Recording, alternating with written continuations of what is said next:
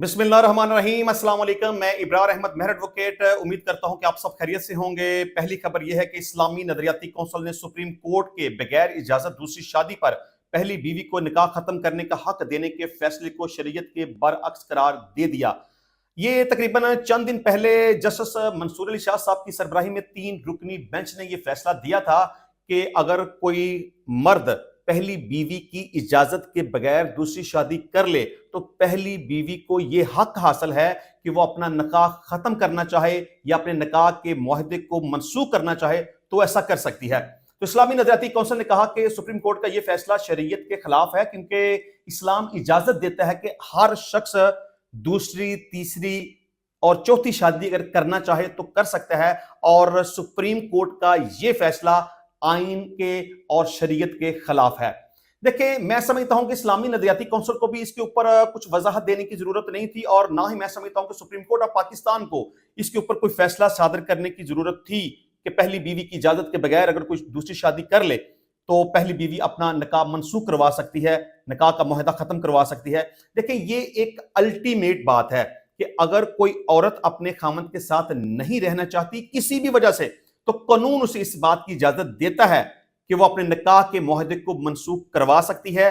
अदालत में तनसीख निकाह का दावा दायर करके तनसीख निकाह की डिग्री हासिल कर सकती है। और ना ही मैं ये समझता हूं कि इस्लामी नजरियाती कौंसिल को इसके ऊपर बड़ा वजाहती बयान जारी करने की जरूरत थी, क्योंकि जहां पर कोई वजाहती बयान जारी करने की जरूरत थी वहां पर जारी नहीं किया गया, और सुप्रीम कोर्ट ऑफ पाकिस्तान को जहां पर मुदाखलत करने की जरूरत थी वहां पर उसने भी मुदाखलत नहीं की। क्योंकि कानून ये है कि अगर कोई भी शख्स पहली बीवी की इजाजत के बगैर दूसरी शादी कर ले तो यह जुर्म है, और ऐसा करने वाले मर्द के खिलाफ पहली बीवी इस्तगासा दायर कर सकती है, और इस जुर्म की पादाश में उसे 1 साल तक कैद और 5 लाख रुपए तक जुर्माने की सजा हो सकती है। लेकिन यहां पर सुप्रीम कोर्ट भी खामोश, इस्लामी नजरियाती कौंसिल भी खामोश। हालांकि मैं समझता हूं कि यहां पर आवाज बुलंद करने की जरूरत है कि अगर कोई मर्द अफोर्ड कर सकता है, दूसरी या तीसरी या चौथी शादी करना चाहता है, तो फिर उसे पहली बीवी से इजाजत क्यों लेनी पड़ती है? कानून क्यों कहता है कि उसे पहली बीवी से इजाजत लेनी पड़ेगी,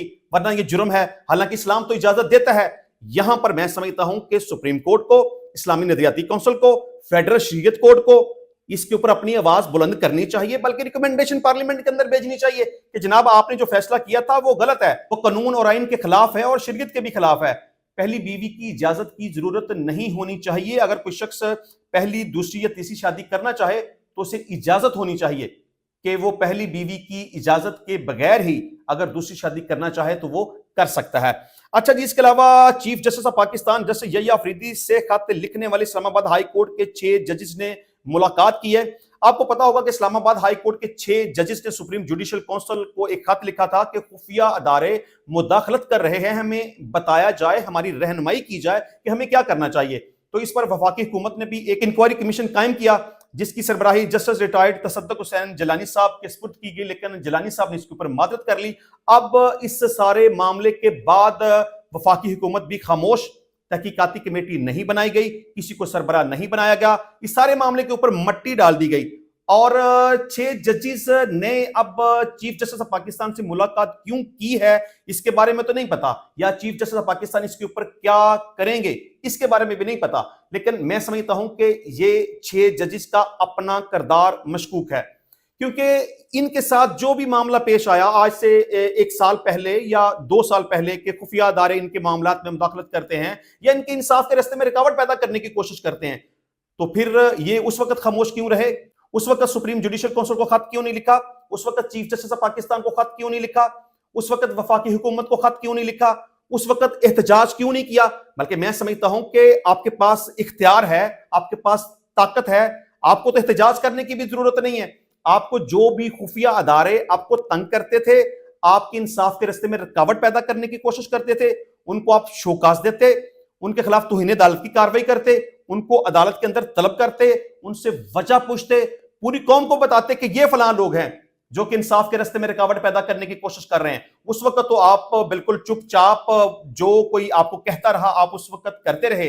लेकिन अब अचानक से आपका ज़मीर जाग गया और आपको एहसास हुआ کہ اس وقت جو ہوا وہ غلط ہوا اور یہ خفیہ ادارے آپ کے معاملات میں، آپ کے کام میں مداخلت کر رہے ہیں، تو آپ نے ایک سپریم جوڈیشل کونسل کو خط لکھ دیا. حالانکہ یہ آواز آپ کو اس وقت بلند کرنی چاہیے تھی، آپ کو اس وقت ان کو عدالت کے اندر طلب کر کے وجہ پوچھنی چاہیے تھی، توہین عدالت کی کاروائی کر کے جیل کے اندر بند کرنا چاہیے تھا، لیکن آپ خاموش رہے. اور میں سمجھتا ہوں کہ اس وقت آپ کی خاموشی جرم ہے، آپ کو خاموش نہیں رہنا چاہیے تھا. اب جو آپ نے خط لکھا اس کے اوپر بہت سارے شکوک و شبہات ہیں کہ اب آپ نے خط کیوں لکھا اور اس وقت آپ خاموش رہے تو کیوں خاموش رہے. اچھا جی، اس کے علاوہ مشتبہ شخص کو 3 ماہ حراست میں لیا جا سکے گا. انسداد دہشت گردی ایکٹ میں ترمیم کا بل اسمبلی میں پیش کر دیا گیا ہے. مجوزہ ترمیم کے تحت مسلح افواج اور قانون نافذ کرنے والے اداروں کو ملکی سلامتی، دفاع اور امن و امان سے متعلق جرائم میں ملوث کسی شخص کو 3 ماہ تک حراست میں رکھنے کا اختیار ہوگا. مجوزہ ترمیمی بل کے مطابق تاوان، بطاخوری، ٹارگٹ کلنگ اور اغوا سے متعلق جرم پر بھی 3 ماہ زیر حراست رکھا جا سکے گا. حراست یا نظر بندی کے دوران ملزم کو شفاف ٹرائل کا حق دیا جائے گا. 3 ماہ سے زائد نظر بندی آرٹیکل 10A کے تحت ہو سکے گی. الزامات کی تحقیقات JIT کرے گی. دیکھیں، میں سمجھتا ہوں کہ یہ حکومت کی ایک طرح سے آز خود دہشت گردی ہے، گنڈا گردی اور بدماشی ہے کہ آپ کیسے کسی بھی بندے کو 3 ماہ کے لیے نظر بند کر سکتے ہیں. قانون تو یہ ہے کہ آپ کسی شخص کو اس وقت گرفتار کریں گے جب اس کے خلاف کوئی الزام ہوگا، اس کے خلاف کوئی FIR کا اندراج ہوگا، اس وقت آپ اسے پکڑیں اور عدالت کے سامنے پیش کریں.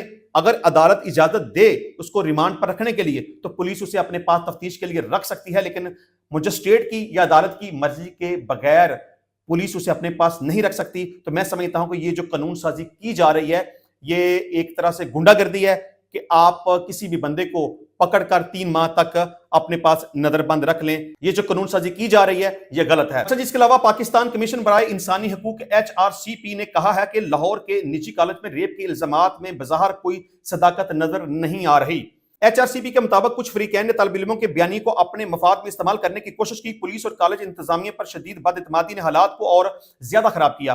دیکھیں، اس حوالے سے میں پہلے اپنے خیالات کا اظہار کر چکا ہوں کہ پنجاب کالج کے اندر جو مبینہ طور پر کہا جاتا تھا کہ ایک لڑکی کے ساتھ ریپ کیا گیا یا اس کی جان چلی گئی، اس طرح کا کوئی بھی واقعہ نہیں ہوا. یہ صرف اور صرف ایک سازش تھی.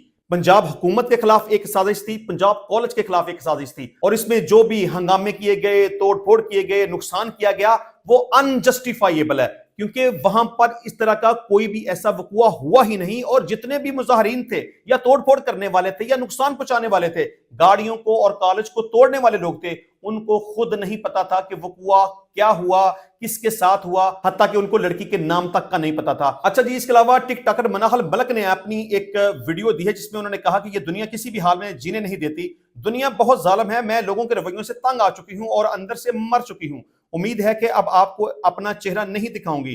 ٹک ٹاکر مناہل ملک نے سوشل میڈیا سے کنارہ کشی اختیار کر لی اور جذباتی پیغام بھی جاری کر دیا. اس بیان کی کوئی حیثیت نہیں ہے. یہ جس طرح سے پہلے ڈرامے بازی تھی، بالکل یہ بھی ایک ڈرامے بازی ہے.